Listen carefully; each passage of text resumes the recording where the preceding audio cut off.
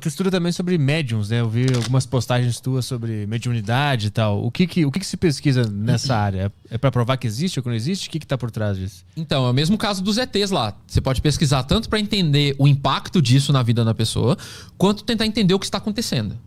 Seja lá o que for, né? Não existe um compromisso ideológico de tentar provar que existe. Ou que tentar provar que não existe. É tentar ver, eu quero saber o que tá acontecendo. É a mesma lógica minha da infância lá. A mesma curiosidade de infância que me motiva. Então, nessa parte das pesquisas que a gente só quer entender qual é o sentido pra pessoa, a gente entrevista, aplica alguns testes pra ver se a pessoa tá bem, como é que tá a saúde mental dela, qual é o impacto da mediunidade dela na constituição da identidade dela no grupo e tal. E do outro lado, quando a gente quer entender o que tá rolando, a gente estuda algumas coisas. Por exemplo, transtornos mentais, se existe algum ou não. Se existem características psicológicas como a personalidade que aumentam ou diminuem a chance da pessoa ter essas experiências. E aí a gente vai chegando a algumas conclusões interessantes. Quando eu falo a gente, eu tô falando do grupo de pesquisadores que mexem com isso, né? Lá na USP a gente tem o nosso Interpsi, que é um laboratório que mexe com essas coisas e tal.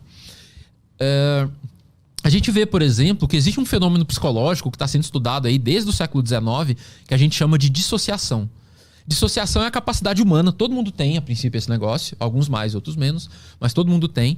É a capacidade da gente fragmentar, separar coisas que na nossa cabeça normalmente estão juntas. Por exemplo, se eu te der um papel e pedir para você escrever uma carta, você escreve. Você pensa aí no que você quer escrever, você vai lá e escreve, né? A sua mente, vamos dizer assim, está conectada com a sua mão e você escreve. Você tem consciência de tudo que você está escrevendo. Só que se você estiver dissociado, você pode escrever coisas e você conscientemente não saber o que você está escrevendo.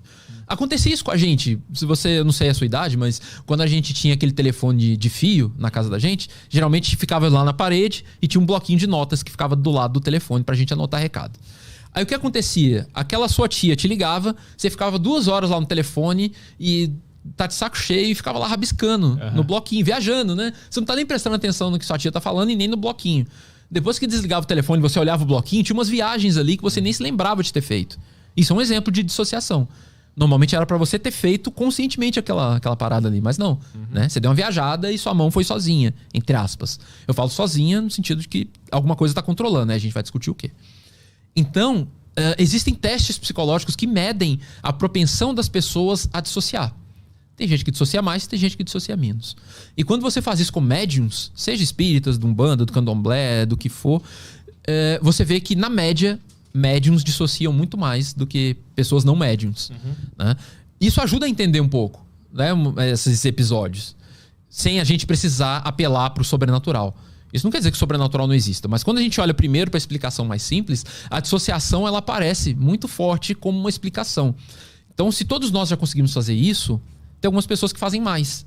Ou seja, elas conseguem, por exemplo, escrever uma coisa sem ter consciência que está escrevendo, conseguem falar coisas sem ter consciência que está falando, e por aí vai. Sim, mas aí isso explica a habilidade de conseguir escrever sem pensar que tá escrevendo. Ou falar sem perceber que tá falando, dançar sem saber que tá dançando. Mas aí o conteúdo, a mensagem da carta... Então, isso é legal também.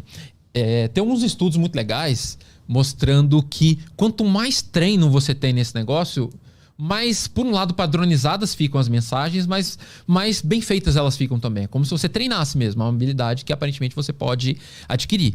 Tem um estudo legal que eles fizeram, eles compararam médiums experientes, cara que já tem uma estrada longa já na mediunidade, está lá há 30 anos no centro espírita psicografando e tal, compararam com a galera iniciante.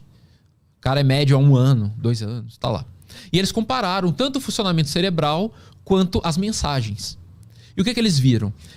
Que as mensagens elas vão ficando meio padronizadas mesmo, né? E é normal ficar padronizado mesmo, né? Porque você vai ficando ali na lida, ali no dia a dia e tal, né? As mensagens cada vez mais refletem o ponto de vista daquele lugar, né? Então, sei lá, se for pensar no espiritismo, vai falar cada vez mais de reencarnação, do nosso lar, de coisas do tipo, né? De perdão e tudo mais. E quando eles olharam as cartas das pessoas menos experientes, elas parecem que variam um pouco mais. Porque aí tem um pouco mais da pessoa ali, né? Tem menos do condicionamento do meio, tem mais da pessoa ali. Então as mensagens variam um pouco mais.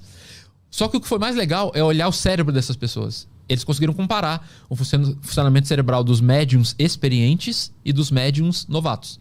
O que eles viram? Tem a ver com o que a gente já falou aqui. Uma das coisas que eles notaram é o papel do córtex pré-frontal. De novo ele. né? Se o córtex pré-frontal está associado com você pensar racionalmente, avaliar o negócio e tal, o que eles viram? Os médiums novatos tinham uma ativação muito destacada do córtex pré-frontal enquanto psicografavam. Ou seja, falando grosseiramente, na média eles estavam pensando enquanto estavam escrevendo. Tipo, o cara tinha consciência do que ele estava escrevendo, ele estava julgando o que ele estava escrevendo, ele estava fazendo um esforço até voluntário enquanto estava escrevendo, na média. Tá? Então pode ter um ou outro que não fez isso, mas na média. Enquanto que os médiums experientes, pré-frontal deu uma descansada, ele deu uma saída. Sabe? Então, assim, é uma coisa que vai muito mais no automatismo mesmo. Isso confere com o relato deles. Você pergunta pro cara, você estava pensando enquanto estava escrevendo? Ele fala, eu não, eu desconecto. Isso, de fato, condiz com o que mostra na avaliação do cérebro deles. De fato, eles não estavam conscientemente julgando o negócio. Eles realmente desligam e deixam o negócio ir automático. Parecido com o que a gente faz no telefone. Né? Mas o teu papel como pesquisador é entender o que está acontecendo no cérebro desse indivíduo, não de julgar o conteúdo da carta, se é verdade ou se é mentira. Então, tem estudos sobre isso, sobre conteúdo também. Inclusive, saiu há pouco tempo sobre as cartas do Chico Xavier. Eles compararam algumas cartas, poucas, umas 8 cartas, se eu não me engano. Tô puxando pela memória aqui. E a gente já viu que a memória não dá pra confiar, né? Acho que eram umas 8. E eles estavam tentando ver se aquelas informações presentes nas cartas espíritas, se elas poderiam ter sido sabidas pelo médium de forma convencional. Era alguma coisa banal. Ou se era uma coisa que realmente, tipo, não dava pro cara saber. Como é que eles fizeram? Eles analisaram o conteúdo das cartas, entrevistaram familiares e tal, e eles chegaram à conclusão, tá lá no artigo, que algumas daquelas informações aparentemente não tinha como o cara saber antes, sabe? Família falou, não, só eu sabia que o cara tinha esse apelido, sabe? Coisas assim. A gente, quando sai um estudo, a gente tem que tomar esse cuidado no sentido de que um artigo só, uma andorinha só não faz verão, sabe? Um artigo só, ele não é suficiente. A gente tem que ver aquilo que a gente chama de replicação. Os cientistas têm que fazer de novo, porque aí você vai filtrando possibilidades de fraude, possibilidade de uma análise enviesada do cientista e tal, né? Então, mais estudos como esses têm que acontecer. O cuidado que a gente toma com esse estudo em particular é que foram muito poucas cartas e eles estão comparando com relatos das pessoas, né? Ou seja, aquela questão da memória que a gente já viu. São pessoas tentando se lembrar de cartas que foram escritas muitos anos antes. Né? Ah, não, eu não falei nada disso com o Chico, por exemplo. Beleza, pode não ter falado, mas às vezes falou e não lembra, entende?